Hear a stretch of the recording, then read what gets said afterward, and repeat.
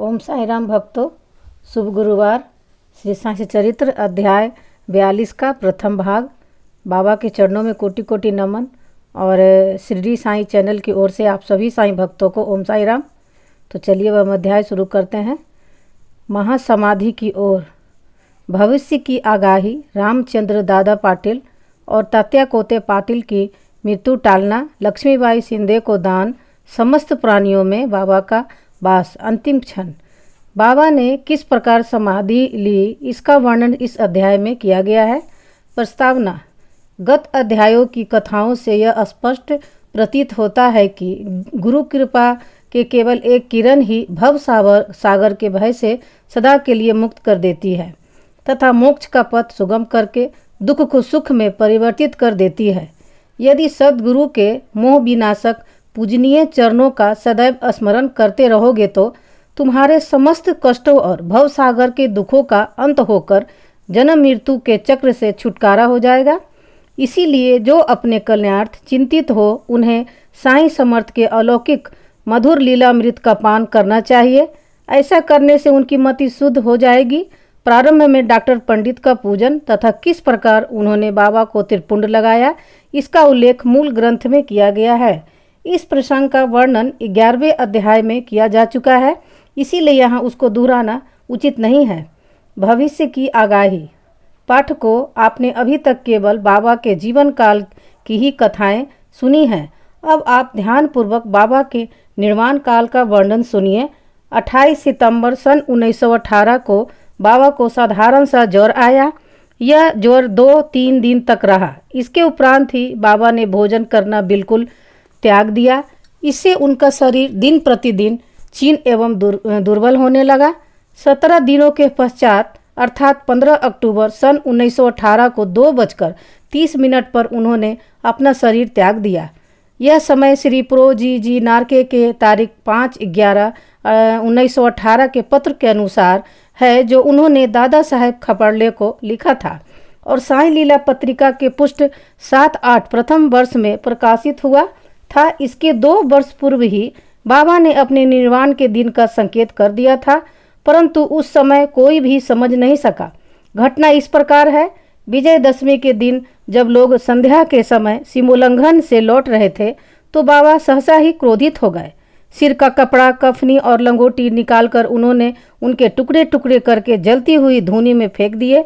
बाबा के द्वारा आहुति प्राप्त कर धूनी त्रिगुणित प्रज्वलित होकर चमकने लगी और उससे भी कहीं अधिक बाबा के मुखमंडल की क्रांति चमक रही थी। वे पूर्व दिगंबर खड़े थे और उनकी आंखें अंगारों के समान चमक रही थी। उन्होंने आवेग में आकर उच्च स्वर में कहा कि लोगों, यहाँ आओ, मुझे के देखकर पूर्ण निश्चय कर लो कि मैं हिंदू हूँ या मुसलमान। सभी भय से काँप रहे थे। किसी को भी उनके समीप जाने का साहस न हो रहा था। कुछ समय बीतने के पश्चात उनके भक्त भगोजी सिंधे, जो महारोग से पीड़ित थे, साहस करके बाबा के समीप गए और किसी प्रकार उन्होंने उन्हें लंगोटी बांध दी और उनसे कहा कि बाबा, यह क्या बात है देव, आज दशहरा है, सीमोल्लंघन का त्यौहार है। तब उन्होंने जमीन पर सटका पटकते हुए कहा कि मेरा सीमोल्लंघन है। लगभग 11 बजे तक भी उनका क्रोध शांत न हुआ और भक्तों को चावड़ी जुलूस निकलने में संदेह होने लगा। 1 घंटे के पश्चात वे अपनी सहज स्थिति में आ गए और सदा की भांति पोशाक पहनकर चावड़ी जुलूस में सम्मिलित हो गए, जिनका वर्णन पूर्व किया जा चुका है।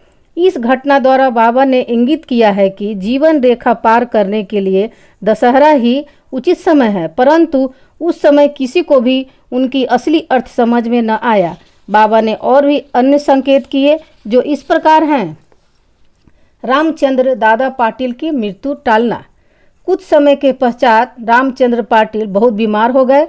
उन्हें बहुत कष्ट हो रहा था। सब प्रकार के उपचार किए गए, परंतु कोई लाभ न हुआ और जीवन से हताश होकर वे मृत्यु के अंतिम क्षणों की प्रतीक्षा करने लगे। तब एक दिन मध्य रात्रि के समय बाबा अनायास ही उनके सिरहाने प्रकट हुए। पाटिल उनके चरणों से लिपटकर कहने लगी कि मैंने अपने जीवन की समस्त आशाएं छोड़ दी हैं। अब कृपा कर मुझे इतना तो निश्चित बतलाइए कि मेरे प्राण अब कब निकलेंगे। दया सिंधु बाबा ने कहा कि घबराओ नहीं, तुम्हारी हुंडी वापस ले ली गई है और तुम शीघ्र ही स्वस्थ हो जाओगे। मुझे तो केवल तात्या का भय है कि सन 1918 में विजयदशमी के दिन उसका देहांत हो जाएगा, किंतु यह भेद किसी से प्रकट न करना और न ही उसे बतलाना, अन्यथा वह अधिक भयभीत हो जाएगा। रामचंद्र अब पूर्ण स्वस्थ हो चुके थे, परंतु वे तात्या के जीवन के लिए निराश हुए। उन्हें ज्ञात था कि बाबा के शब्द कभी असत्य नहीं निकल सकते और 2 वर्ष के पश्चात ही तात्या इस संसार से विदा हो जाएगा। उन्होंने यह भेद बाला सिंपी के अतिरिक्त किसी से भी प्रकट न किया। केवल 2 ही व्यक्ति, रामचंद्र दादा और बाला सिंपी, तात्या के जीवन के लिए चिंताग्रस्त और दुखी थे। रामचंद्र ने शैया त्याग दी और वे चलने फिरने लगे। समय तेजी से व्यतीत होने लगा। सके 1840 का बहादुर पद समाप्त होकर अश्वनी मास प्रारंभ होने ही वाला था कि बाबा के वचन पूर्णतः सत्य निकले। तात्या बीमार पड़ गए और उन्होंने चारपाई पकड़ ली। उनकी स्थिति इतनी गंभीर हो गई कि अब वे बाबा के दर्शन को भी जाने में असमर्थ हो गए। इधर बाबा भी जोर से पीड़ित थे। तात्या का पूर्ण विश्वास बाबा पर था और बाबा का भगवान श्री हरि पर, जो उनके संरक्षक थे। तात्या की स्थिति अब और भी अधिक चिंताजनक हो गई। वह बिल्कुल हिलडुल भी न सकता था और सदैव बाबा का ही स्मरण किया करता था। इधर बाबा की भी स्थिति उत्तरोत्तर गंभीर होने लगी। बाबा द्वारा बतलाया हुआ विजयदशमी का दिन भी निकट आ गया।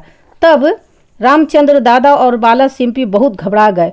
उनके शरीर कांप रहे थे, पसीने की धाराएं प्रवाहित हो रही थी कि अब तात्या का अंतिम समय है। जैसे ही विजयदशमी का दिन आया, तात्या की नाड़ी मंद होने लगी और उनकी मृत्यु सन्निकट दिखाई देने लगी।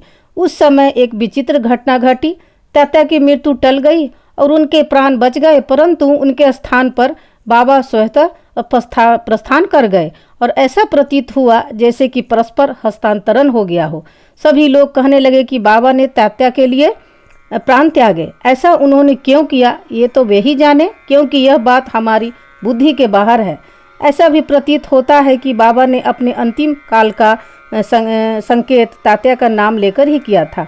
दूसरे दिन 16 अक्टूबर को प्रातःकाल बाबा ने दासगणु को पंढरपुर में स्वप्न दिया कि मस्जिद थर्रा करके गिर पड़ी है। सीढ़ी के प्राय सभी तेली तमोली मुझे बहुत कष्ट देते थे, इसीलिए मैंने अपना स्थान छोड़ दिया है।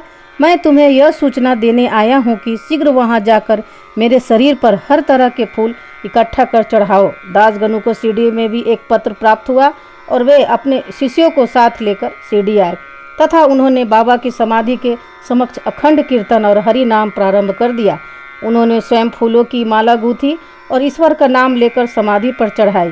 बाबा के नाम पर एक बृहद भोज का भी आयोजन किया गया। ओम साईं राम भक्तों।